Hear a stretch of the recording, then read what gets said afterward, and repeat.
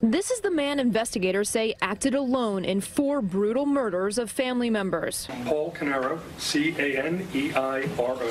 Paul Caneiro hobbled into Judge McGann's courtroom for his first appearance, emotionless as he stared straight ahead. You did purposely or knowingly cause the death of Keith Caneiro. The 51-year-old is charged with murdering his brother Keith Caneiro and Keith's wife Jennifer and their 2 children, 11-year-old Jesse and 8-year-old Sophia, at their Colts Neck mansion in the early morning hours of November 20th.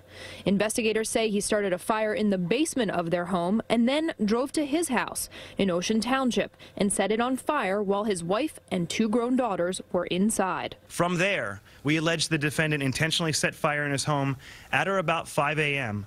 for the purpose of both destroying evidence of his earlier crimes in Colts Neck and to also create the illusion that the overall Caneiro family was somehow victimized or targeted.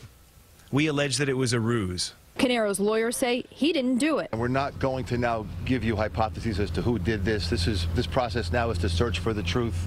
Our client maintains his innocence at this point in time. Paul Caneiro loved his brother, loved his sister-in-law like a sister, and loved those children, and would never do anything to harm them. 8-year-old Sophia's obituary says she loved baking with her mom and grandmother. 11-year-old Jesse loved history, especially World War I and World War II. Investigators say they have an abundance of evidence, including a gun and a knife. The motive, financial. The brothers owned a tech and pest control company in Asbury Park. A source says business was declining. The prosecutor says it's about money. There's been no evidence presented to us at this point in time about that. Caneiro's lawyers say his wife and 2 daughters are supporting him despite not being in the courtroom today.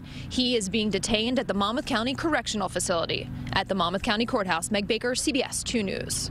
Caneiro was reportedly in an accident a few years ago and was on disability. Prosecutors would not comment on his toxicology report.